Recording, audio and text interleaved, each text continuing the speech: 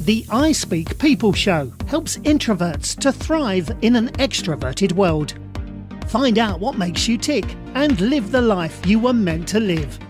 Find us on iTunes or online at ispeakpeople.com.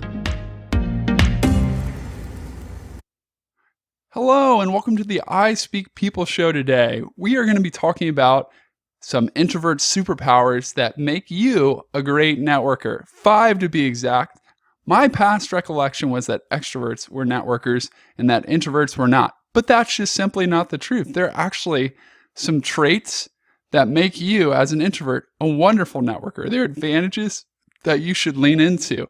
So we're going to talk about those 5 today. Now, before we do, a couple housekeeping items. Number 1, I'm going to be sharing some resources, and you can find those in the show notes at ispeakpeople.com/podcast28. So definitely check that out. That's ispeakpeople.com/podcast28.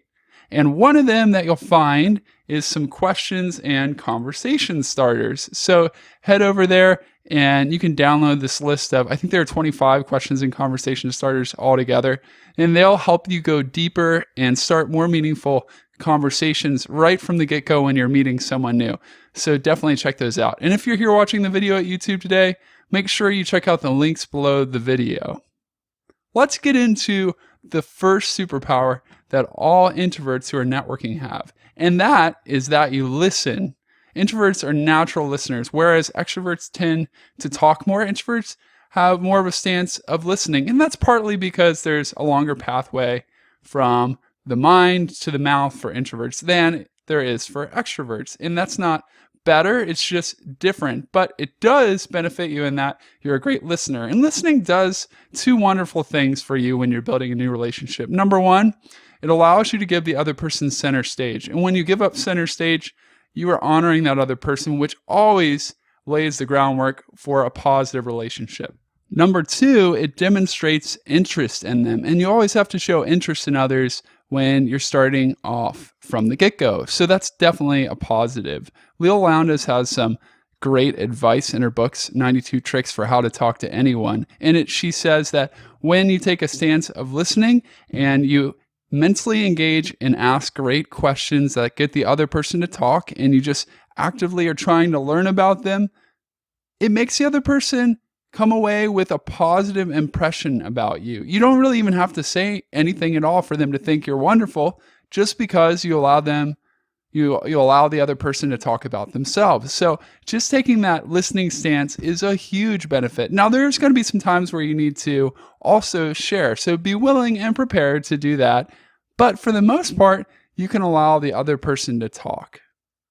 The second great superpower that all introverts have that benefits them in networking is that they are natural researchers. As introverts, their energy is focused inwardly first and foremost. So we are just able to collect information better than extroverts can, or I shouldn't say better, but that's our default setting where we are information gatherers. So we're great at Googling, grabbing a newspaper, getting a book, perusing through magazines to gather all the information we need to find out about the people we're going to meet. Specifically, I'd really recommend that you dig into this strength and do what Dennis McEntee talks about. Figure out the GPS of the people you're going to talk to. And by GPS, I'm not talking about global positioning system, but rather the people's goals, passions, and struggles. If you can find out those things for the people you're going to talk to, you can have a fantastic conversation because you're going to be getting to meaning. Now, you can't just avoid the small talk. You're going to have to wade through that. But with a little research, you can figure out some ways to help people, to add value to them, and just to ask them questions about things that they would naturally want to talk about. It's also going to help you find common ground, which is another essential part of building a relationship. We're always looking for sports we have in common, mutual relationships, and just general interests. They help us to build relationships quickly. Now, another way that research helps you is it segues nicely into your third skill, which is your strategic.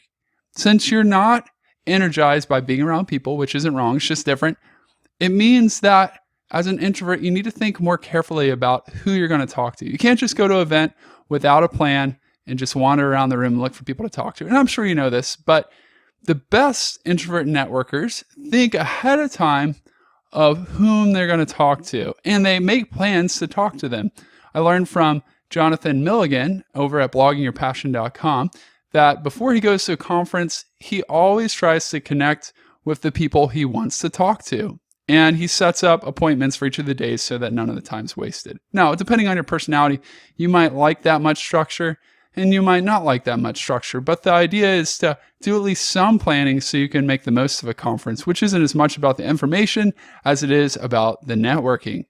Also, another great idea, which I got from Rebecca Livermore and Steve Scott in their book, Confident You, is that you don't necessarily need quantity as much as you need quality in relationships. And that's what introverts are all about. So don't necessarily try to hand out a business card to 1 billion people or collect a bunch of business cards, but decide ahead of time who you need to talk to.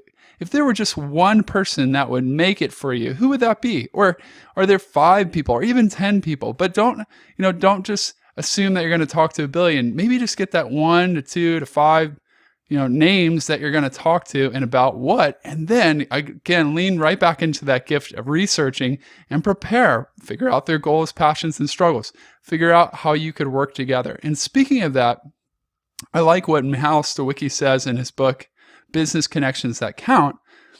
You don't just want to build relationships with anybody. You want to find people who complement you, who bring other strengths to the table, who are going the same direction as you, and who share your values, because these people are going to influence you. Just as the old Jim Rohn quote says that we're the average of the 5 people we spend the most time with. We don't want to be building networking relationships with people that don't share our values and who aren't headed the same direction as we are. So it's wise to pick out ahead of time who we really want to invest in. And this is where your strategy, your strategic networking gift comes in. The 4th strength that you have as an introvert networker is that you are able to follow up. By this, I mean you're a great writer. Now, you might not be the best writer in the world, but you are a good writer because you generally need some time to think and you like to share fully formed thoughts and ideas. You don't do your best talking. Most of us don't do our best talking in small group conversations where we're on the spot, but rather when we have time to go back and sort through our ideas and put them together in a way that we're comfortable. So after you've met those people that you plan to meet and you're coming back from that networking event, it would be really wise to send an email on the plane on your way home, or to, as soon as you get back in a day or two, sit down and write a handwritten letter that really communicates care.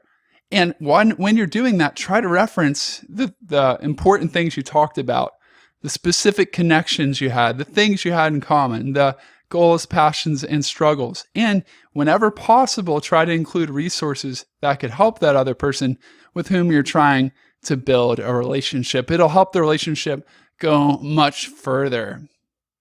Finally, what introverts do better than anybody else is they're able to hang in for the long haul. In general, extroverts tend to have a wider network and they know more people. Introverts, on the other hand, know fewer people, but the relationships tend to last longer and they tend to be a bit deeper. Now, again, there's give and take with all of this, and extroverts do have some deep relationships, but in general, introverts go deeper and manage them for an extended period of time. And this is actually really a benefit. I like what the most network man in Silicon Valley, at least he's been called this, what Adam Rifkin had to say. He says that it's wisest to invest in the 10 people that are going to make the biggest impact in your future. Let's say you get laid off all of a sudden, or let's just project in the future. Suppose you were to get laid off. Who would be the 10 people that you would turn to first? The people that come to mind are the ones that you want to be investing in on a regular basis. And as a person, again, a strategic person with limited energy, it's wise to figure out who those people are and to invest in it. Now, in the past on this podcast, I shared with you a strategy that I use to keep in touch with friends on a regular basis. And it was just to use Google Calendar with repeating reminders, automated reminders, So remind me to send a text or an email or to give a call, because I tend to want to spend time by myself. Just something simple where you're reminded, weekly or every month to get in touch with somebody is really important. Maybe you use a physical paper Rolodex for that, or a software like Contactually, or some kind of CRM. Whatever it is, you want to make sure that you're touching base with the people who are most important to you and adding value in their times of need, because there may come a time where you too need to depend on them. Another really good tip that I got from the same article where Adam Rifkin was referenced was that before you're asking someone for assistance, you want to make sure that you are also being generous and a benefit to them. So make sure that you're not asking for help, more than an equal amount that you've given help. You probably want to give twice as much help as you ask for. Now, it depends on the situation, but try to be as best as you can a generous person, and the people will be more than willing to support you in that. You as an introvert are a great networker, and your gifts actually set you up to be that. So believe it or not, your introversion gives you a networking advantage. And I hope that today's podcast, today's video has helped you to see why you're especially well equipped to form great, lasting, personal, professional, and business relationships that can help you accomplish your goals and take steps of progress into the future. Don't forget to check out the show notes today over at ispeakpeople.com/podcast 28. And again, if you haven't already done so, make sure you head over and grab your own copy of the questions and conversation starters that can help you have better, more meaningful, lasting conversations. Until next time, this is Bo Miller signing off for the I Speak People show.